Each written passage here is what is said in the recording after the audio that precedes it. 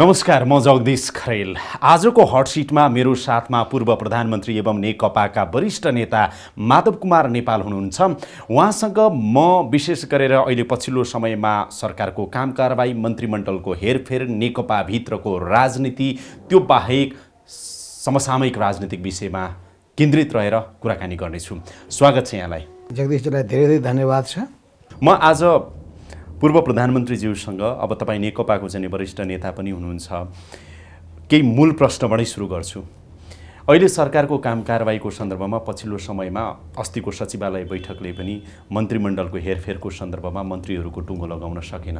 यो गलफत्ती चाहिँ नि तपाईँहरूको भइ नै रहेको छ। किन कुरा नमिलेको अहिले पनि मन्त्रीमण्डल हेरफेरको सन्दर्भमा? अब अहिलेसम्म पार्टीको सचिवालयको बैठकमा हामीले केही छलफल गरेका हौँ। त्यसपछि दुईजना अध्यक्षहरूको बिचमा छलफल चलोस्। दुईजना अध्यक्षको बिचमा छलफल चलोस् भन्नुको अर्थ के हो भने सकेसम्म दुईटैको राय, सबैको राय मिल्नुपर्छ। सुरु त्यहाँबाट हुनु राम्रो हुन्छ। तर यसको मतलब उहाँहरू संस्था हुनुहुन्छ, त्यसैले उहाँहरूले आफै गर्न पाउनुहुन्छ भन्ने होइन। पार्टीले नै संस्था हो र पार्टीले अधिकार कुनै कामको दिएको छ भने त्यो संस्थाको अधिकार प्रयोग गर्न सकिन्छ। हाम्रो सिस्टमले त्यही भन्छ र अस्ति भएको सहमतिले पनि त्यही भन्छ। हाम्रो पार्टीमा भएको कार्यदलको प्रतिवेदन भन्नुहोस्, अनि पछि स्थायी कमिटीमा पेश गरिएको प्रस्तावको कुरा गर्नुहोस् र त्यसको निर्णयको पनि कुरा गरौँ। पछि त्यही पार्टीले जारी गरेको अपानी अन्तर्पार्टी निर्देशनको कुरा गर्नुहोस्। त्यो अन्तर्पार्टी निर्देशनको यो 3 धारामा या त्यसको 2 धाराका विभिन्न उपधाराहरूमा उल्लेख भएका कुराहरूको पनि मैले आवश्यक पर्यो भने चर्चा गर्नेछु। के उल्लेख छ भन्नुहोस् त? यसमा के बुझ्नु पर्दछ भन्दाखेरि त्यसमा के लेखिएको छ भने समग्र पार्टी र तिनै तहको सरकारको कामलाई विधि, पद्धति र संस्थागत निर्णयको प्रभावकारी कारणद्वारा समाधान गर्ने र सबै खालका समस्याहरूलाई अब नियन्त्रण गर्ने निर्णय गर्दछ। र के भनेको छ भन्दाखेरि कि अध्यक्षद्वयले पार्टी र सरकार बीचको आपसी सम्बन्धलाई संस्थागत रूपमा अघि बढाउन समन्वय गर्ने। त्यही त त्यो निर्णय भएछ। मेरो अहिले सामूहिक नेतृत्व तथा व्यक्तिगत जिम्मेवारीका को संस्थागत प्रणाली अवलम्बन गर्ने र त्यसलाई सबल तुल्याउने। मन्त्रीमण्डल हेरफेर किन नभएको त अहिले? अघिकै प्रश्नमा गएँ। मन्त्रीमण्डल हेरफेर गर्ने कुरामा केही धारणाहरूमा मेल भइरहेको छैन। एउटा समग्र परिवर्तन गरौँ, पुरै मन्त्रीहरूलाई चाहिँ पहिले राजीनामा मागौँ, प्रधानमन्त्री बाहेक र त्यसपछि प्रधानमन्त्री बाहेक अरू मन्त्रीहरूमध्ये के तय गर्ने। लामो समयसम्म बसेकालाई चाहिँ कायम राखौँ, उहाँहरूको पनि मूल्याङ्कन गरेर काम सन्तोषजनक उत्कृष्ट छ भने कायम राखौँ। नयाँ भएकालाई राखौँ, नयाँ भएकाहरूको काम सन्तोषजनक छैन भने उहाँहरूलाई पनि विदा गरौँ भने एउटा। अब दोस्रो होइन केही नगर्ने हो भने थोरै जति थप्नु छ त्यो थपौँ। त्यो थप्दाखेरि पनि एउटा सिस्टमबाट एउटा मापदण्ड तय गरेर गरौँ। अहिले दोस्रो विकल्पमा चाहिँ तपाईँहरू हुनुहुन्छ? पार्टीभित्र चाहिँ धेरै ठुलो विवाद सृजना नहोस् भनेर जाउँ। यसै क्रममा चाहिँ कमसेकम अदालतमा चलिरहेको मुद्दा, त्यो मुद्दाको पनि के एउटा किनारा लागेपछि सजिलो हुन्छ, त्यसलाई पनि कुरौँ भन्ने खालका कुराहरू हाम्रो बिचमा। अहिले कुन विकल्पमा हुनुहुन्छ तपाईँहरू? दोस्रो विकल्प त्यसो भए विकल्प यो भन्ने कुरामा हाम्रो बिचमा छलफल भएको छैन। दुईटा अध्यक्षले छलफल गरिराख्नु भएको छ। छलफल गरिरहनु भएको छ। अहिले पछिल्लो के आयो भने नि सर, अहिले पछिल्लो समय चाहिँ अब 3वटा मन्त्रालय अहिले सरसर्ती हेर्दा खाली देखिन्छ। 3जना मन्त्रीमा आउने भन्ने चर्चाहरू सुनियो। सुरेन्द्र पाण्डेको, विष्णु पौडेलको अथवा जनार्दन शर्मा प्रभाकरको अथवा अरू कुनै व्यक्ति पनि हुन सक्लान्। त्यो आउने कुराहरूमा चाहिँ अझै कुराहरू मिलिसकेका छैन भन्ने कुराहरू आयो नि, त्यो हो? मसँग परामर्श भएको छैन।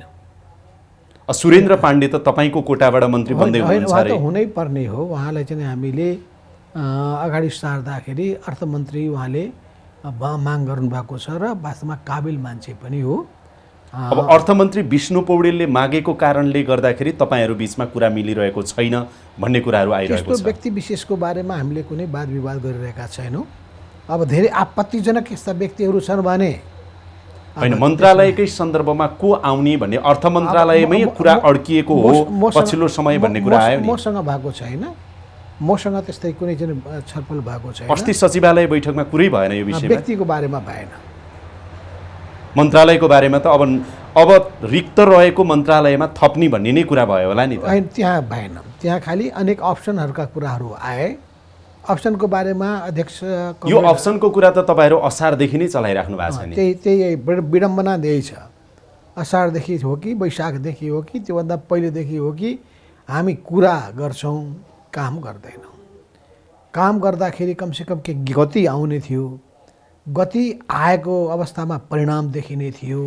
त्यही त अबको सम्भावना के हो त? जस्तो अब अहिले रिक्त रहेकै मन्त्रालयमा केही मन्त्री थपेर सरकारले पूर्णता पाउने हिसाबमा जाने हो अथवा फेरि सरकारभित्रको हेरफेर अलि ठुलै हुने सम्भावना देख्नुहुन्छ तपाईँ? यो सम्भावना म छलफल गर्दैन। सम्भावनामा हामी स्पष्ट के हो त? सम्भावनाका कुरा नगरौँ। किनभने सम्भावनाका बारेमा विश्लेषणकर्ताहरूले गर्ने हुन्। हामीले त निर्णय गर्ने ठाउँमा बसेको मान्छेले यो होला सम्भावना हामी मनमा राखौँला। यत्रो महिनादेखि तपाईँहरू निर्णय गर्न सक्नु भएन, अब सिधा भन्नुहोस् न त, ल के हुन्छ अब? म निर्णय गर्ने निर्णायक ठाउँमा भएको भए यति समय नै लाग्ने थिएन। सचिवालयमा त हुनुहुन्छ नि त तपाईँ? सचिवालयमा त छु। सचिवालयले दुईटा अध्यक्षलाई जिम्मा दियो, तर तपाईँहरूले किन नटुङ्ग्याएको भनेर त तपाईँ प्रश्न सोध्न सक्नुहुन्छ नि। उखान म तपाईँलाई सुनाउन चाहन्छु। प्लिज। नेपाली उखान छ, तापके तात्यो भने माछा पाक्छ अरे, बिँड तात्यो भने हात पाक्छ अरे। हामी बिँड भयौँ, हात पाकिरहेको छ। तापके हुनुभएकाहरूले पाकिदिएको भए माछा पाक्थ्यो, खान्थ्यो मजाले आनन्दले। सुरेन्द्र पाण्डेलाई अर्थमन्त्री नभएर अरू मन्त्रालय हुँदाखेरि के फरक पर्छ त? अब त्यो उहाँको चाहनाको कुरा आउँछ। त्यसले अड्काएको छ भन्ने सुनियो कि होइन? उहाँ नहुँदाखेरि अर्को पनि विकल्पको बारेमा सोच्न सकिन्छ। व्यक्तिहरू त हुनुहुन्छ नि, बेदुराम भुषाल जस्तै व्यक्ति हुनुहुन्छ, या अरू पनि हुनुहुन्छ। व्यक्तिहरूको त विकल्प त दिन नसकिने कुरो भएन। तर सुरेन्द्र कमरेडको चाहना के हो भन्ने कुरालाई बुझ्नुपर्छ।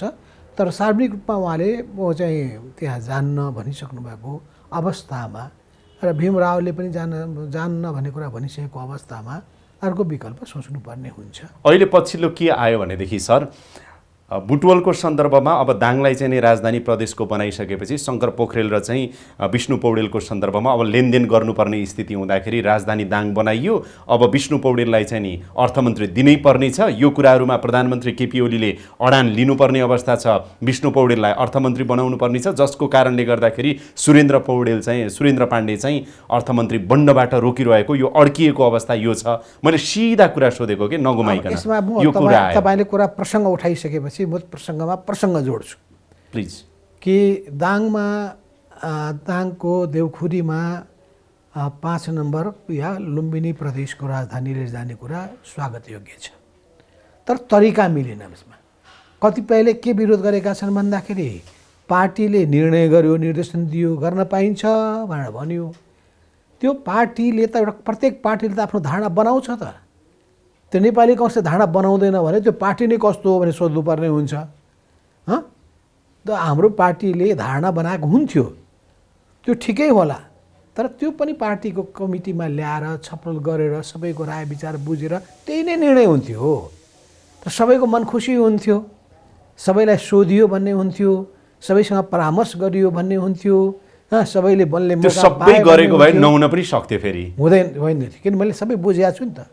हामी बुझ्दैनौँ र 9 जना मान्छेको मनोविज्ञान बुझ्दैनौँ, हामी 45 जनाको मनोविज्ञान बुझ्दैनौँ, हामी 451 जनाको मनोविज्ञान बुझ्दैनौँ, हामी आफ्नो पार्टी कार्यकर्ताहरूको मनोविज्ञान बुझ्दैनौँ, हामी आम जनताको मनोविज्ञान बुझ्दैनौँ। बुझ्दछौँ, विचारमा मतभेद छ भने होइन। 2 जना अध्यक्ष त्यसो भए कुचु त्यो बालुवाटारमा गफ गरिराख्ने, अनि त्यो निरीह साक्षी जस्तो सचिवालय बनिराख्ने, अनि मन्त्रीमण्डल हेरफेर भनेर हामीले चाहिँ महिनौदेखि समाचार पढिराख्नुपर्ने दिन कहिलेसम्म आउँछ त? माधव नेपालजी, 2टा अध्यक्षको सन्दर्भमा उठेका प्रश्नहरूको जवाब 2टा मध्ये अरू अध्यक्षले दिनु राम्रो हुन्छ।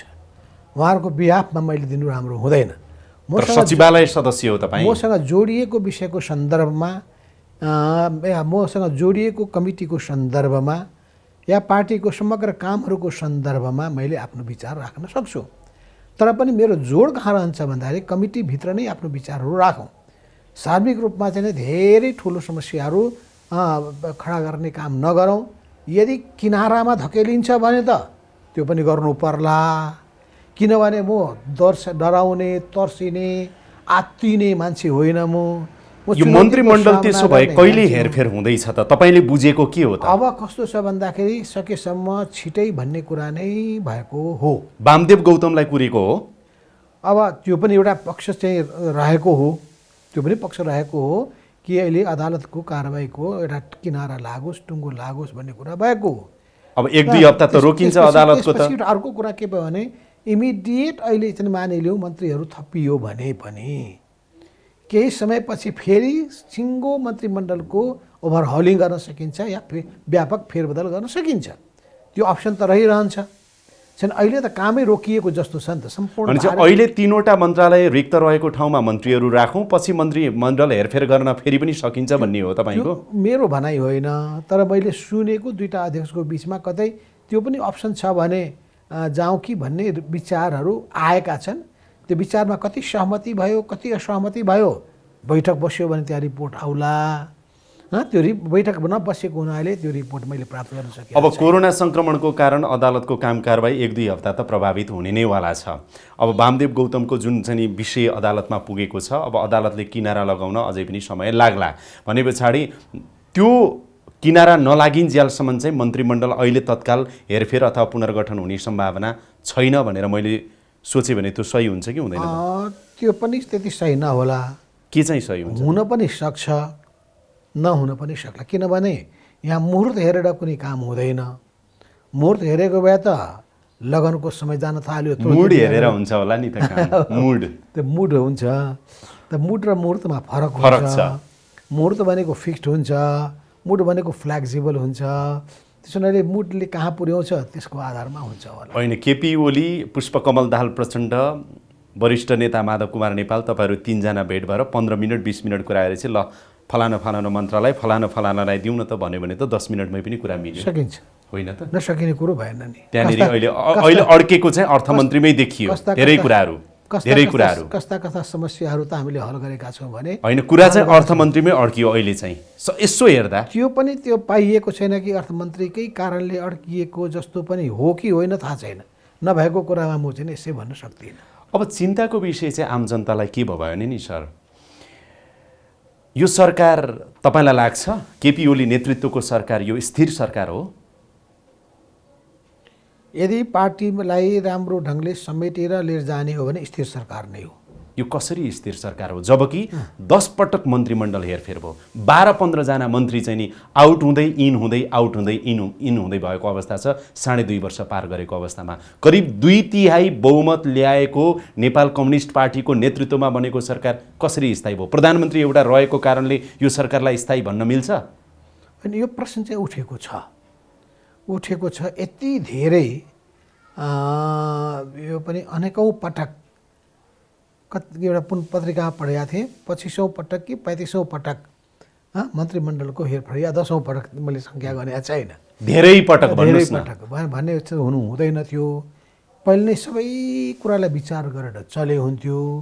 हाम्रो कमजोरी के छ भन्दाखेरि हतारमा निर्णय गर्छौँ, फुर्सदमा पछुताउँछौँ। काम त गर्ने केपी ओलीले भन्दा पनि मन्त्रीहरूले हो नि त, होइन? त्यसको जस अपजस प्रधानमन्त्रीले लिने हो र मुख्य रूपमा नेतृत्वकर्ता क्याप्टेन उहाँ आउनुभयो। मैले तपाईँलाई जोड्न खोजेको विषय के भने अहिले हेर्नुहोस् 2टा कुरा।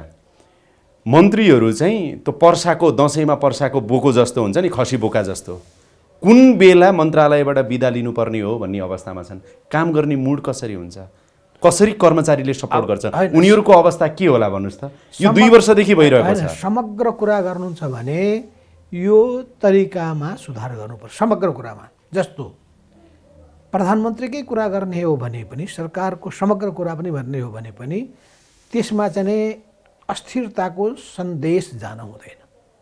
1 मन्त्रीहरूको कुरा गर्ने हो भने पनि आज हो कि भोलि हो, पुरै हट्ने हुन् कि कोही हट्ने हुन् भन्ने खालको सन्देश जान हुँदैन। तर हामी कहाँ कुनै पनि कुराहरू गोप्य रहँदैन र त्यो गोप्य नरहँदाखेरि अलिकता छिरिक्क कुरा गर्यो भने पर्खालको पनि कान हुँदो रहेछ, पुगिहाल्दो रहेछ मिडियामा। मिडियालाई नयाँ चिज चाहिहाल्दो रहेछ। नभएको कुरा त मिडियामा आउँछ भने अलिकता सङ्केत पाएपछि त त्यो त विशाल हुने भइहाल्यो समाचार। यो सबै कारणले गर्दाखेरि पनि एउटा अस्थिरताको सन्देश दिएको छ, त्यो राम्रो कुरा होइन। फेरि कार्यशैलीका प्रश्नहरू पनि उठेका छन्।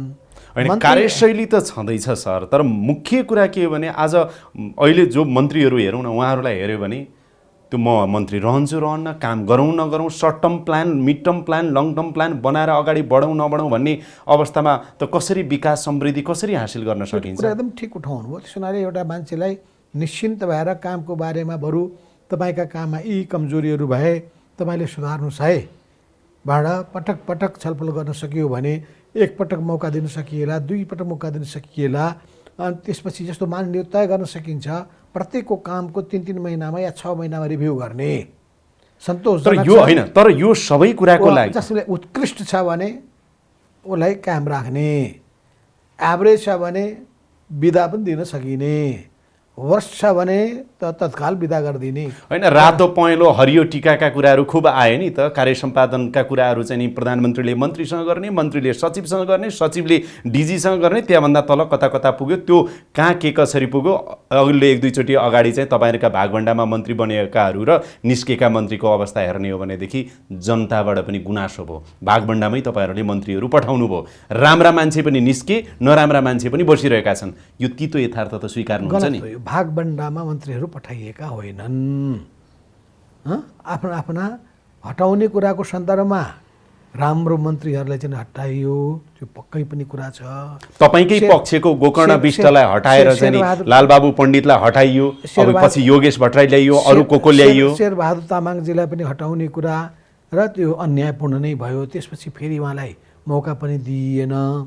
त्यसपछि गोकर्ण विष्टको कुरा त्यही, लालबाबु पण्डितको पनि कुरा त्यही। अहिले ल्याइएका दुवै व्यक्ति आउनै पर्ने थियो, मौका पाउनै पनि भयो, त्यो ठिकै छ, त्यसमा भन्नुपर्ने केही पनि छैन। तर यत्तिकै भागभण्डामा आएका होइनन् कि आफ्नो आफ्नो काबिलियत। मैले यहाँलाई एउटा नम्र आरोप लगाएँ भने नि यो अहिले अस्थिरताको कारक चाहिँ केपी ओली मात्रै होइन, तपाईँ अनि पुष्पकमल दाहाल प्रचण्ड पनि हो। सरकारलाई राम्रोसँग काम गर्ने वातावरणै तपाईँहरूले दिनु भएन। केपी ओलीले त बारम्बार गुनासो गर्नुभयो। सरकार जुन रूपमा चलाउनु पर्ने हो पटक पटक अवरोध गर्नु। केमा अवरोध खडा गरियो? मान्छे ल्याऊ भन्ने कुरामा, भागभण्डाको कुरा कहिले भनियो? कहिले मैले भनेको छैन। मैले आजसम्म कहिले पनि भागभण्डाको कुरा उठाएको छैन। आजसम्म मैले उठाएको कुरा के छ भन्दाखेरि मापदण्डमा जानुस्, विधि र पद्धतिमा जानुस् भनिराख्नुहुन्छ तपाईँ, र त्योभन्दा बढी मैले केही उठाएको छैन। म अघिल्लो मेरो मान्छेलाई गरिदिनुहोस्, मेरो साथ भएका मान्छेलाई गरिदिनुहोस् भन्दिनँ, तर मेरो साथ दिए वापत उसले अपमान सहनुपर्छ भने, दण्ड भोग्नुपर्छ भने त्यसका विरुद्धमा त म आवाज उठाउँछु नै। तपाईँले यत्रो आवाज उठाउँछु भन्नुभयो, गत मङ्सिर 4 को कुरा गरौँ। मङ्सिर 4 को सहमति पछि पनि वैशाख हुँदै असार हुँदैका तपाईँहरूका यो वर्षका चरणबद्ध विवादहरू र चरणबद्ध चाहिँ नि असहमति र असमझदारीका बिचमा पछिल्लो समयमा चाहिँ तपाईँहरूले स्थायी कमिटीबाट जे निष्कर्ष निकाल्नुभयो नि, आज भन्नुहोस् त, करिब 9-10 महिना कोरोनाको यत्रो सङ्क्रमणको बिचमा तपाईँहरूले विवाद गरेर छलफल गरेर सहमति र निचोड र निष्कर्ष निकालेको परिणाम के? आखिर 3टा मन्त्रालय र 3टा मन्त्रीको कुरामा आएर अहिले अड्किनु भएको छ। परिणाममा के छ? के आयो त? त्यो होइन, के आयो त सर परिणाममा? तपाईँले हाम्रो अन्तर्पार्टी निर्देशन राम्ररी पढ्नुभयो हुन्छ, छैन भने म पठाइदिन्छु तपाईँलाई, र त्यो विश्लेषण मलाई 1-2टा बुँदा मात्रै भनिदिनुहोस् न। अघि 3टा बुँदा त भन्नुभयो तपाईँले, अर्को 1-2टा बुँदा भनिदिनुहोस्। मैले त्यहाँ तपाईँलाई सिधै के बताउँछु भन्दाखेरि पार्टीभित्र यो असमझदारी उत्पन्न हुने कारण के हो विश्लेषण गरौँ। के भागभण्डा हो कि न्यायोचित निर्णय हो? सुरुदेखिको कुरा उठाउनुहुन्छ भने म सुरुदेखि कुरा उठाउँछु। मलाई विवादतिर धेरै जान्न, तपाईँहरूले निकालेको निष्कर्षको परिणाम के आयो? भन्छु पहिलो बैठकमा के भयो थाहा छ? 2टा कुरा बैठक भयो। पहिलो तय भइएको केन्द्रीय कमिटीमा ल्याउने तय गरिएको सोभियत रकाल सहमति भइसकेको नाम बीचमा काटेर उहाँलाई चाहिँ सिद्ध्याइयो। त्यो अन्याय हो कि होइन? महाधिवेशनमा निर्वाचित भएर घोषणा भइसकेको व्यक्ति घोषणा भएर सबैबाट बधाई खाइसकेपछि अन्तिम परिणाम निकाल्दाखेरि, अन्तिम कागज छाप्दाखेरि नाम छैन। अहिले यसपटक पार्टी एकीकरणको सिलसिलामा उहाँको नाममा सहमति भइसकेको व्यक्ति अन्याय होइन? यो देशमा अन्यायका विरुद्धमा आवाज उठाउनुपर्ने, पार्टीमा आवाज उठाउनुपर्ने व्यक्तिको आवश्यकता पर्दैन। अनि आवाज उठाए बापत उसमाथि प्रताडना गर्ने कि लान्छना लगाउने कि वाह भन्ने, प्रशंसा गर्ने यस्ता व्यक्ति पनि छन् भन्ने। दोस्रो के भयो थाहा छ? छलफलै नभएको, हाम्रो बिचमा छलफलै नभएको, पार्टी एकता संयोजन समितिदेखि लिएर केन्द्रीय कमिटीमा छलफलै नभएको, आमन्त्रित सदस्यको व्यवस्था गरियो। खुरुक्क सर्कुलर जारी गर्दाखेरि हस्ताक्षर गरेर मान्छेको नाम तोकेर पठाइयो। बेठिक भयो कि भएन? अनि बेठिक कुराको बारेमा बेठिक भन्नु अपराध हो, गलत हो। तपाईले त्यो मात्रै होइन, 2-3टा घटना भन्नुभयो, त्यो बाहेक पनि अध्यक्ष केपी ओली जो प्रधानमन्त्री पनि हुनुहुन्छ, एक लौटी रूपमा एकल काठे रूपमा चल्नुभयो भनेर प्रचण्ड, तपाईँ, वामदेव गौतम, नारायण काजी श्रेष्ठ, बादल पनि पछिल्लो समयमा सचिवालयका अधिकांश तपाईँ सदस्यहरू, झलनाथ खनाल शुद्ध चाहिँ नि तपाईँहरूले उहाँहरूलाई दबाब दिनुभयो, पछि के आत्मालोचना गर्नुभयो, पछि निष्कर्ष निस्क्यो, कार्यकारी अध्यक्षको व्याख्या गर्नुभयो प्रचण्डलाई, त्यो सबै छुट्याउनु भयो। मैले यी प्रक्रियामा, आरोपमा उहाँले गरेका गल्तीका रियलाइज पनि केपी ओलीले गर्नुभयो, बैठकमा केही गर्नुभयो। मैले सोध्न खोजेको सरलाई, पछिल्लो स्थायी कमिटीको बैठकले निकालेको निष्कर्ष जति बुदामा निस्क्यो नि, त्यस यताको परिणाम आज आएर हेर्दा, आम जनताले हेर्दा चाहिँ फेरि पनि यो 3टा मन्त्रीमा आएर चाहिँ नि होइन, के आयो त त्यो भन्नुहोस् कुरा त? तपाईँले सुन्नुभएकै छैन। मैले पटक कुरा उठाउने गरेको छु। पार्टी एकीकरणको काम के भयो? त्यो त त्यत्तिकै छ। त्यो प्रोसेस किन बढ्दैन? अहिले कति भइसक्यो? 26 गते सम्पन्न भएको त्यो बैठक आज आएर 21 गते भनेपछि 21 र 5 26 दिन बितिसक्यो।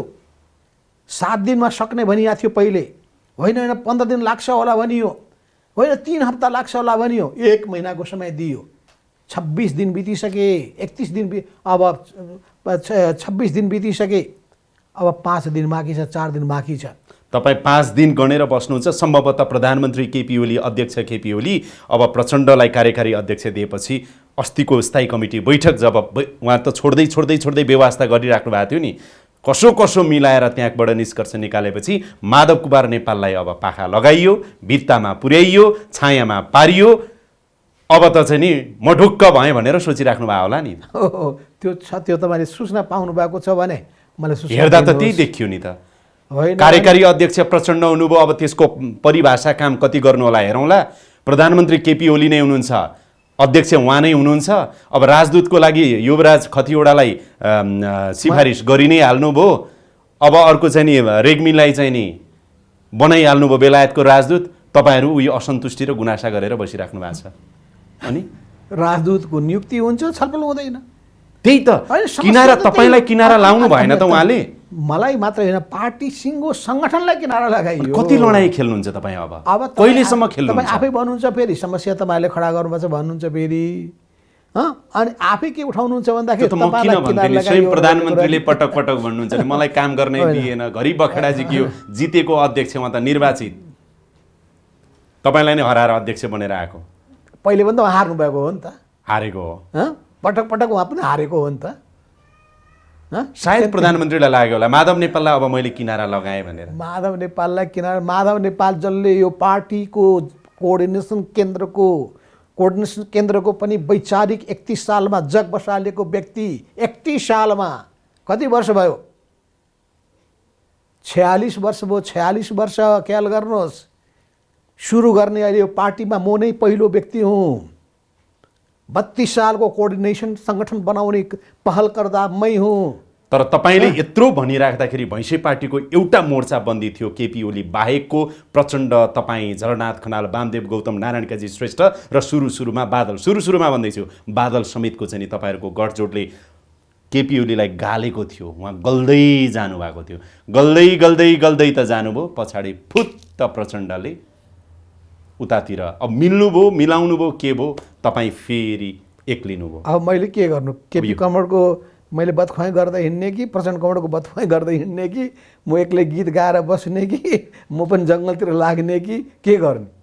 त्यसो हुनाले यी सबै तरिकाले समस्या के छ भने पार्टी बलियो हुँदैन। पार्टी बलियो भएन भने सरकार पनि बलियो हुँदैन। तपाईँहरूको उच्च व्यक्ति सरकार बलियो भएर प्रभावकारी भएन भने पार्टीको पनि प्रतिष्ठा माथि बढ्दैन। अनि पार्टी र जनता नै जनतामा पार्टी र सरकार नै जनतामा विस्थापित भइसकेपछि हामी कहीँ कहाँ पनि रहँदैनौँ। त्यसो भने चिन्ता त्यो कुराको हो। चिन्ता के हो भने कि नेपाली जनता जसले हामी एउटा ठुलो आशा गरेका छन्, हामीले समाजवादको सपना देखाइरहेका छौँ, तर समाजवादको हाम्रो सपनालाई साकार पार्ने कसरी, के कदम चाल्दाखेरि जनताको चाहनालाई पुरा गर्न सकिन्छ, जनताका अपेक्षालाई तपाईको पुरा गर्न राष्ट्रप्रतिको सकिन्छ। चाहिँ नि एकदमै सपनाको म एकदमै सम्मान गर्छु माधव नेपाल कमरेडज्यू। तर पछिल्लो समय प्रचण्डले तपाईँहरू एक साथमा हुनुहुन्थ्यो, प्रधानमन्त्रीलाई दबाब दिइराख्नु भएको थियो, सामूहिक पद्धति विधि र पद्धति भनिराख्नु भएको थियो नि, त्यसको लागि चटक्क उता छोडेर जानुभयो। मबाट केही फुत्किहाल्छ कि भनेर सोच्नुभएको होला तपाईँले। केही फुत्किहाल्छ कि, नेताहरूको बिचमा अविश्वास बढ्ने स्थिति पैदा भइहाल्छ कि, किन नेताहरू कुरा फुत्काउन सिपालु पनि छन्, फुत्काइहाल्छन्। त्यही क्याटेगोरीमा माधव नेपाल परे आउन् कि भनेर ठान्नुभएको होला। होइन, अहिले पछि त फेरि तपाईँतिर नजिकिँदै हुनुहुन्छ अरे उहाँ। विशेष यो चाहिँ राजदूत नियुक्तिको प्रसङ्गदेखि फेरि पार्टी पद्धति चाहिँ केपी ओलीले अलिअलि भत्काउँदै हुनुहुन्छ, विधि र पद्धति एकलौटी ढङ्गले चल्दै हुनुहुन्छ। उहाँलाई बेला बेला बडो भावनात्मक हुनुहुन्छ नि त कमरेड प्रचण्ड पनि। फेरि तपाईँसँग अलिअलि माया बस्ला जस्तो भइरहेको छ अरे। ब्रेकअप प्याचअप चाहिँ तपाईँहरू बिचमा खुब चलिरहेको छ नि त। तपाईँको इमेज च्यानल त साँच्चै सूचनाको स्रोतै पो रहेछ त। त्यो मलाई सूचना पठाउने गर्नुहोस् है बेला बखतमा। त्यो हो होइन सोधेको। त्यो सूचनाहरू त्यस्तो जानकारी भएको कुराहरूलाई मलाई जानकारी गराउनु भयो भने मलाई पनि ज्ञान पनि हुने थियो, मलाई योजना बनाउनु सजिलो पनि हुने थियो, अघि बढ्न मद्दत पनि। राजदूतको विषयमा तपाईँको प्रचण्डसँग पछिल्लो समय त कुरा त भएको छ नि, होइन र? तपाईँहरू दुईजना बिचमा पनि यो ठिक भएन भन्ने। भएन, ठिक हो, बिना छलफल गर्नु हुँदैन। प्रचण्ड पनि असन्तुष्ट नै हुनुहुन्छ। 101 व्यक्ति छन्, 101 व्यक्तिहरू हुनुहुन्छ यहाँ। यादव शर्मा अङ्ग्रेजी भाषाको कुरा गर्नुहुन्छ कि सिङ्गो पार्टीको इतिहासको कुरा गर्नुहुन्छ कि विदेश विभागमा काम गरेको अनुभवको कुरा गर्नुहुन्छ कि केन्द्रीय कार्यालयमा उहाँले लामो समयसम्म पुर्याउनु भएको योगदानको कुरा गर्नुहुन्छ कि के कारणले उहाँ नहुने छ जवाब? चाहिँ हाम्रो भनाइ के हो भन्दाखेरि पहिलो कुरो हामीसँग रोस्टर होस्। जुन एक ठाउँमा प्रशासन यन्त्रबाट चलाउनु छ बाट नै काम लिनुपर्ने छ भने प्रशासनभित्र पनि एउटा मापदण्डमा उभिने र त्यसको आधारमा निर्णय गर्ने काम गरौँ। राजनीतिक नियुक्ति गर्दाखेरि पनि त्यो सरकारलाई त्यो देशमा सरकारको प्रतिनिधित्व गर्ने कुरामा प्रभावकारी भूमिका खेल्न सक्ने तुलनात्मक रूपमा राम्रा मान्छे अरू मान्छे छन्। तर युवराजप्रतिको मोह प्रधानमन्त्रीलाई अहिले पनि छ, उहाँलाई केही विश्वास छ होला नि त। अब व्यक्ति विशेषको बारेमा दिलाउनु भएको होला। व्यक्ति विशेषको बारेमा मैले धेरै भन्नुपर्ने केही पनि छैन। प्रधानमन्त्रीले त तपाईँहरूसँग सोध्नु भएन नि त राजदूतको सन्दर्भमा, प्रचण्डसँग पनि सोध्नु भएन छ। यो चाहिँ आफ्नो हिसाबबाट आफ्नो ढङ्गले चल्ने, यो एकलौटी ढङ्गले चल्ने कुराले चिन्ता के छ भने बुढी मरी भन्ने होइन, काल पल्क्यो। बुढी भन्ने मतलब बुढाबुढी जे भए पनि फेरि अचेल बुढी भन्यो भने फेरि चित्त दुखाउँछ धेरैले। कोही व्यक्ति मर्दाखेरि त्यो चिन्ता भन्दा पनि काल पल्क्यो भने चिन्ता अब। किन एक व्यक्ति मात्रै सधैँ प्रधानमन्त्री बन्ने होइन, भोलि अर्को प्रधानमन्त्रीले पनि त्यही तरिका अपनायो भने के गर्ने? सर, अहिले नेकपाभित्र तपाईँहरू तीनजना टावरिङ पर्सनालिटी, माधव कुमार नेपाल पूर्व प्रधानमन्त्री एवं अध्यक्ष, पुष्पकमल दाहाल प्रचण्ड अहिलेका प्रधानमन्त्री केपी ओली, तपाईँहरू बिचमा अबको तपाईँहरूको दृष्टि, अर्जुन दृष्टि कहाँ छ जस्तो लाग्छ? र यो विवादका कुराहरू सुनिराख्दा भने महाधिवेशन 1 वर्षभित्र त महाधिवेशन करिब गर्नुपर्छ। अब कहिले गर्नु भएको छ तपाईँहरू? चैतमा होइन त? मिति घोषणा नै तपाईँहरूले गरिसक्नु भएको छ। त्यो अनुसार अघि नै भन्नुभयो पार्टीका धेरै काम गर्न बाँकी छन्। तपाईँहरू तिनैजनाको अर्जुन दृष्टि अहिले त्यहाँ छ। त्यसकारण को कता कसरी हुने र अब पार्टीको अध्यक्ष बन्ने कुराको चाहिँ नि तपाईँहरू रोडम्याप अहिलेदेखि आफू अनुकूल बनाउन खोज्दै हुनुहुन्छ, जसको कारणले यो अहिले पछिल्लो चाहिँ नि उतार चढाव तपाईँहरू बिचमा आइरहेछ। मैले यसो भने ठिक हुन्छ? अब त्यो रोडम्याप त आफ्नो ठाउँमा बन्दै गर्ला। त्यो भन्दा पनि पार्टी लोकप्रिय भयो भने, सरकार लोकप्रिय भयो भने, जनतामा पार्टी स्थापित भयो भने अनि नेताहरूको कुनै अर्थ रहला। जब कुनै पनि ठाउँमा आज म आउँदैछु, लोकप्रिय बनाएर नै मैले 1 नम्बर पार्टी बनाएको भन्नुहुन्छ नि त केपी ओली पटक। आज साँखोबाट म फर्केर आउँदैछु, बाटामा जनताहरूले मसँग गरेको आँखाबाट आँसु झारेर गरेको गुनासो, त्यो बाटोको बेहालतको चर्चा, बिजोगको चर्चा गरेको सुनेर मेरो तपाईँ नै 3 चोटि जानुभयो त्यहाँ। तीनचोटि होइन, म त अहिलेसम्म हामीलाई नोटिस, मलाई यो 1.5 वर्षको नोटिसमा तपाईँ 3 चोटि त्यो चाबेल खण्ड छ नि गएर त्यहाँ गएर निर्देशनै दिनुभएको थियो। एकचोटि त पिच पनि भएको थियो तपाईँले निर्देशन दिएपछि। जति भएको छ त्यो ठेलेरै भएको छ। तर त्यसो के जबसम्म काम तपाईँ सम्पन्न गर्नुहुन्न, भनेपछि सरकारले राम्रो काम गरेन नै भन्ने हो तपाईँको? सरकारको काममा रहेको त्रुटिलाई सच्याउनको निम्ति संरचनागत व्यवस्थामा नै व्यापक फेरबदल गर्नुपर्छ, ओभरहलिङ गर्नुपर्छ। त्यसैका लागि मेरो माग के हो भने छलफल गरौँ, सबैको सामूहिक बुद्धि लगाऊँ, एउटा प्रश्न सबैसँग भएका अनुभवहरू लियौँ, विचारको साटासाट गरौँ, म अघिकै एउटा प्रश्न सोध्छु आत्मसन्तुष्टिमा नबसौँ। के भनेदेखि यो भन्ने कुरा मेरो जोड हो होइन, त्यो सही कुरा छ, त्यो ठिक कुरा पनि हो। कतै पछिल्लो समयमा त्यो एउटा चर्चा पनि भयो कि अब मैले केही नेकपाका नेताहरूलाई पनि यो कुरा सोध्न त सोधेको थिएँ, जस्तो चाहिँ पछिल्लो समयमा प्रचण्ड र केपी ओली बीच एक खालको सहमति हुनुमा चाहिँ महाधिवेशनमा केपी ओलीको तर्फबाट अध्यक्ष प्रचण्डलाई चाहिँ अध्यक्षको उम्मेदवार बनाउने हिसाबमा प्रस्ताव गरेरै अगाडि बढाउने सहमतिमा उहाँहरू बीच यो कुरा मिलिरहेको छ भन्ने कुराहरू पनि आएको थियो। अब महाधिवेशनमा त तपाईँ अध्यक्षको दावेदारी त चाहिँ दिनुहुन्छ होला, उम्मेदवारी तपाईँ आफू पनि, त्यो तयारी त तपाईँको पनि होला नि। अहिले केही भन्न हतार हुन्छ या भन्न सक्नुहुन्छ? तपाईँलाई के लागेको छ? तपाईँ स्वाभाविक दावेदार हो, तपाईँ 15 वर्ष महासचिव हाकेको मान्छे, पार्टीको पूर्व प्रधानमन्त्री, पार्टीको सङ्कटको बेला तपाईँले चाहिँ नेतृत्व दिइरहेको हिसाबले अघिल्लो पटक पनि तपाईँ अध्यक्षमा उम्मेदवार भएको हिसाबले तपाईँ स्वाभाविक उम्मेदवार हो, यसमा दुई मत छैन। तर अब पनि तपाईँ अध्यक्षको उम्मेदवार त होला नि भनेर सोधेको मैले। अहिले नै अब यस बारेमा नभनिहालौँ, तर उठ्नुहुन्छ तपाईँ? अझै समय बाँकी छ। गृह कार्य त थालिसक्नु भएको छ। सबै गृह कार्य थालेको भन्ने कुराको समाचार मैले दिउँ अहिले? दिनुहोस् न, तपाईँको कार्यकर्ताहरू खुसी नै हुन्छन्। तर के हो भने सर, केपी ओली र तपाईँ बीच चाहिँ सायद अब केमिस्ट्री मिल्न जीवनको जुन कालखण्डसम्म तपाईँहरू मिलेर आउनुभयो, जब पछिल्लो समयमा अलिकति तपाईँहरू बीचमा टकराव यो त स्वीकार्नै पर्यो, होइन नभन्नु होला, हुँदै गयो।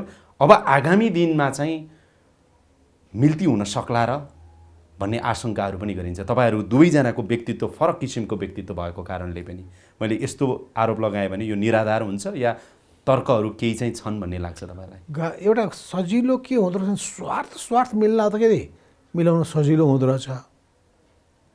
स्वार्थ नभएर नीति र विचारको कुरा भइसकेपछि गाह्रो हुँदो रहेछ। नीतिमा पनि मिल्नु पर्यो, विचारमा मिल्नु पर्यो र विधिमा मिल्नु पर्यो। विचार, नीति र विधि र ती सबै मध्ये पनि कस्तो पार्टी बनाउने भन्ने विषय।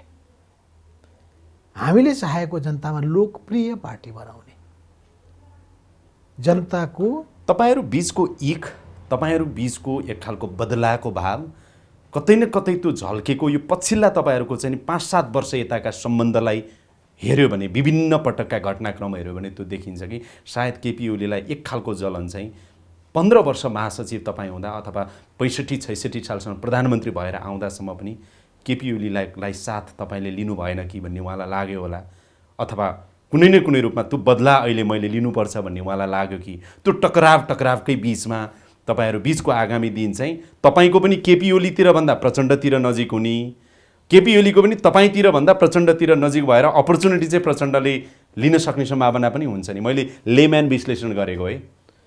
2029 सालको अन्तिम हुनुपर्दछ, त्यो बेलादेखि मेरो केपी ओलीसँग परिचय भएको हो, सहकार्य भएको हो। 30 सालमा उहाँ थुना पर्नुभयो रौतहट जिल्ला, 44 सालसम्म जेलमा बसेको अवधिमा सम्पर्क हुन सकेन। तर सम्पर्क भएको प्रचण्ड कमलभन्दा पहिलेदेखि हो। धेरै साथमा तपाईँहरू सँगै रहनुभयो। त्यसो हुनाले चाहिँ मैले केपी ओलीलाई विरोध गर्नुपर्ने, उहाँलाई मैले शत्रु ठान्नुपर्ने कुनै पनि कारण छैन।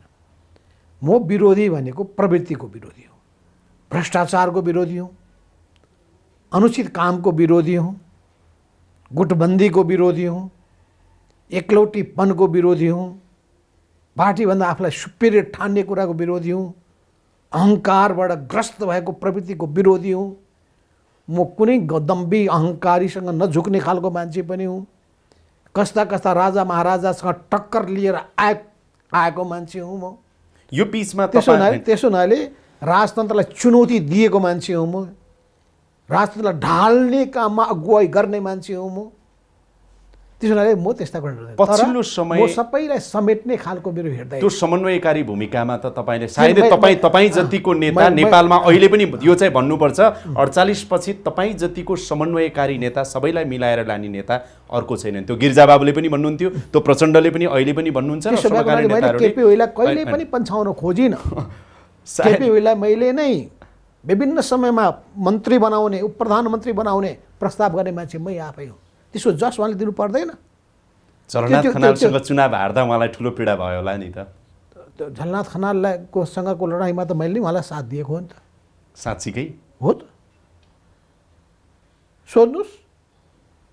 सोध्नुहोस् न, मलाई सोध्ने व्यक्तिलाई मैले के जवाब दिएको छु, अहिले पनि बाँचेकै छन् नि।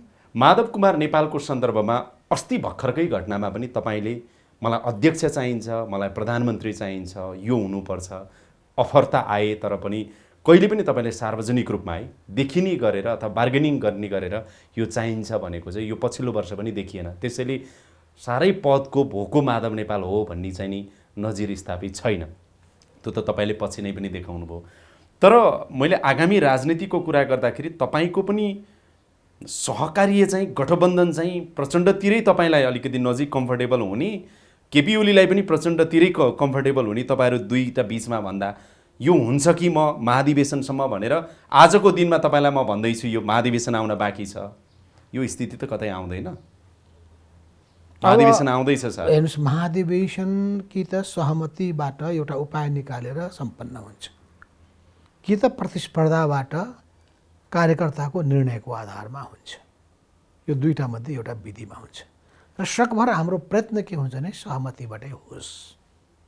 तर यत्रो ठुलो सङ्ख्या छ, चाहना सबैको हुन्छ। यो पदमा पुग्न पाए हुन्थ्यो भन्ने चाहना त सबैमा हुन्छ। अहिले काङ्ग्रेसमा उठिया छ क्या, सहमतिको सभापति बनाउनुपर्छ, सहमतिको नेतृत्व भन्छन्। विमलेन्द्र निधिले सहमतिको सभापति म भन्छन्, शेखर कोइरालाले सहमतिको सभापति म भन्छन्, रामचन्द्र पौडेलले त्यसै भन्छन्, शेरबहादुर देउबा त्यति बोलेका छैनन्। भनेपछि सहमति मेरा नाउँमा भन्ने कङ्ग्रेसमा पनि देखिन्छ क्या हेर्दा। नेकपामा पनि त्यही त होला नि, प्रचण्डले नि सहमति उहाँका नाममा भन्ने होला, तपाईँले पनि सहमति तपाईँका नाममा भन्ने होला, तर सहमति त त्यसरी हुँदैन। अहिलेसम्म हामीले त्यो विषयमा प्रवेश गरेका छैनौँ, त्यसबारेमा बोलिहाल्ने समय आएको छैन। कहिले बोल्नुहुन्छ तपाईँ? समय आएपछि। अब तपाईँले चाहिँ स्थायी कमिटीको निष्कर्ष अघि मलाई पढ पनि भन्नुभएको छ, म फेरि पनि पढौँला, दोस्रोचोटि अन्तर्वार्ता गर्न काम लाग्छ। अब स्थायी कमिटीले दिएको निष्कर्ष, दिएको निर्देशन, पार्टी नेतृत्वलाई दिएको निर्देशन अनुसार पार्टीलाई तपाईँकै भाषामा भन्दा विधि र पद्धति अनुसार चलाउने कुराहरूमा फेरि बैठकले लेखेको मसी नसुक्दै उतार चढाव आयो भन्ने त तपाईँहरूको पनि बुझाइरह्यो नि। अब कसरी ट्र्याकमा राख्नुहुन्छ प्रधानमन्त्रीलाई, कसरी ट्र्याकमा राख्नुहुन्छ अध्यक्षलाई, कसरी ट्र्याकमा तपाईँ स्वयं आफै रहनुहुन्छ र विधि र पद्धतिबाट अगाडि बढाउनुहुन्छ भन्नुहोस् त। अब त्यो अन्तर पार्टी निर्देशनका केही शब्दहरू मिलाउनु पर्ने कुरा बाहेक अरू कुरा ठिक छन् भन्ने कुरा मैले तपाईँहरूलाई बताउन चाहन्छु। र त्यसका अक्षर र भावनालाई पनि हामी फेरि पनि ध्यान दिउँ, पढौँ, हामी के कुरामा प्रतिबद्ध भएका छौँ त्यसको पालना गरौँ। हामीले के तय गरेका थियौँ भने कि अर्को कुनै फाउन्डेसन नामको गतिविधिहरू संस्थालाई क्रियाशील नहुन भन्ने, तल सङ्गठन बनाउँदै हिँड्नलाई रोक लगाउने, अरूका गतिविधिहरू नहुने भन्ने, तर गतिविधि त जारी छ। फेरि त्यो भइसकेपछि के हुन्छ भने एउटाले गतिविधि गर्छ भने अर्कोले पनि गतिविधि गर्छ। जस्तो अब मदन भण्डारी फाउन्डेसन अगाडि बढ्न थाल्यो भने मैले सुनिरहेको छु पुष्पलाल को पनि अगाडि बढ्छ, विभिन्न फाउन्डेसनहरू बढ्छन् अगाडि। भनेपछि त एउटा अगाडि बढिसकेपछि अर्को त बढ्नै पर्यो नि, किन बढ्दैन? केपी ओलीलाई अहिलेको यो सङ्कट टारेँ भन्ने छ कि मनमा? अब तपाईँलाई पनि थाहा छ छैन, थाहा छैन, मलाई त थाहा छैन। अहिलेको सङ्कट टारिहालेँ, फेरि म पेलेर अगाडि बढ्छु। अघि नै मैले, माफ गर्नु होला, नम्र आरोप लगाएँ, माधव नेपाललाई त किनारा फेरि लगाइहालेँ। अब अर्को मौकामा प्रचण्डलाई पनि किनारा लगाउन सक्यो भने यो 2.5 वर्षको चाहिँ सरकारको कार्यकाल पनि मजाले लैजान्छु, पायो भने अध्यक्ष आफै बन्छु फेरि। माधव नेपाललाई किनारा लगाइसक्यो भनेर आत्मसन्तुष्टि लिएर कोही बसेको छ होला जस्तो लाग्दैन मलाई। त्यति कमजोर छैन माधव नेपाल। त्यो त बुझिराख्नु पर्यो। हामी नै विशेष धातुले बनेका मान्छे हो। त्यस्तो के धातु छ सर? हेर्दाखेरि त हामी चाहिँ यसो लुरे जस्तो लगाउँला, अहिले वेट पनि घटाएको हुनाले पनि लाग्न सकिन्छ होला। ह्यान्डसम देखिनु भएको छ। अब 11 किलो घटाइसकेपछि त ह्यान्डसम देखिँदैन भनेपछि युवा भन्न खोज्दै हुनुहुन्छ। हो, योगा र ध्यान गर्न युवा भनेको मैले योगा र ध्यान गरेपछि मान्छे युवा हुँदैनन्। म एउटा मान्छु कि जस्तो उमेरले मान्छेको चाहिँ नि युवा अथवा वृद्ध हो अथवा भन्ने निर्धारण गर्दैन, उसको सक्रियताले हुन्छ। एउटा प्रश्न चाहिँ यही मौकामा तपाईँलाई सोधिहालेँ। 11 किलो वेट घटाउनु भएको छ, यङ देखिराख्नु भएको छ, इनर्जेटिक कुरा गर्नुहुन्छ, सामान्य धातुबाट बनेको चाहिँ माधव कुमार नेपाल होइन भन्नुहुन्छ। नेपाली कङ्ग्रेसमा अहिले एउटा चर्चा छ कि 70 वर्ष काटेपछि अब राजनीति होइन, युवा पुस्तामा राजनीति, अब नेतृत्व हस्तान्तरण यही 14औं महाधिवेशन हो है हाम्रो। 15औँबाट अब युवाले चाहिँ जबरजस्ती भए लिन्छन् भन्ने बहस अहिले कङ्ग्रेस वृत्तमा भइरहेको छ। नेकपा वृत्तमा त अलि भइसकेको छैन जस्तो लाग्छ। त्यो आवश्यकता कतिको देख्नुहुन्छ? मलाई लाग्दछ कि एउटै व्यक्तिले लगातार धेरै समयसम्म बस्नु हुँदैन। त्यस हुनाले 70-75 कतै पहिले 70 हामीले नेकपाको अबको महाधिवेशन पछि अर्को महाधिवेशनमा अब युवा पङ्क्ति जबरजस्त रूपमा केन्द्रीय नेतृत्वमा प्रभावशाली रूपमा आउँछन्। केन्द्रीय नेतृत्वमा आउँछन् नै, तर मूल लिडिङ पोजिसनमा पनि ल्याउनुपर्छ। कतिसम्म हामीहरूले पनि थियौँ त्यो भनेको अध्यक्ष, महासचिव, सचिव, हो नि, उपमहासचिव। अब हामीले नि कति समयसम्म बसिराख्ने। एउटा सोधौँ सर तपाईँलाई, तपाईँ अब महाधिवेशनमा अध्यक्षमा त लड्दै नै हुनुहुन्छ होला, लड्नुहोस्, शुभकामना छ। यो लडेँ भने पनि हारे पनि जिते पनि मेरो अन्तिम हो भनेर भन्न सक्नुहुन्छ? लडेँ भने अब कुनै पनि चिज फेरि मैले एकचोटि बोलिसकेपछि म कुरा फेर्ने गर्दिनँ। हेर्नुहोस्, मेरो त्यो कमजोरी भन्नुहोस् या मेरो बानी छ, विशेषता भन्नुहोस्, म सितिमिति बोल्दिनँ, बोलेपछि कुरा फेर्दिनँ। यो भन्नुहोस् न। त्यसो भएको हुनाले अब मलाई पनि के लागिरहेछ भन्दाखेरि हामीले पनि यो 70-75 भन्दा बढी उमेरसम्म भन्दा बढी समय बस्नु हुँदैन। र त्यसमा मात्रै होइन, कुनै पनि व्यक्तिलाई ऊ असाध्यै उसको उत्कृष्ट छ भन्ने बाहेक पटक पटक अवसर पनि दिनु हुँदैन। प्रधानमन्त्रीहरूको हकमा त 2 कार्यकाल म्याक्सिमम भनिएको छ।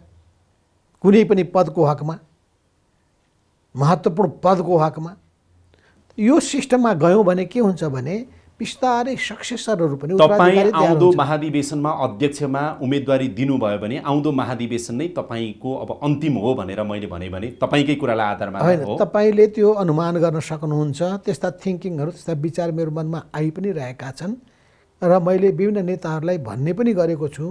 अब हामी धेरै समयसम्म थेक्ने कुरा नगरौँ, अरू नयाँ पुस्ताका व्यक्तिहरूमध्ये अगाडि सार्नका लागि हामी सोचौँ, विचार गरौँ भनेर मैले केही नेताहरूको बिचमा छलफल प्रारम्भ गरेको छु। सम्भवतः आउँदो महाधिवेशन अन्तिम हुन सक्छ अध्यक्षको रूपमा। त्यो हुन पनि सक्छ। कामको रूपमा परिणत हुने, कार्यान्वयन गर्ने कुरा र जीवन पद्धतिमै अवलम्बन गर्ने, आफूले गर्ने र गराउने कुराहरूमा तपाईँ आगामी दिनमा कसरी अगाडि बढ्नुहुन्छ त्यो हेर्नै बाँकी छ।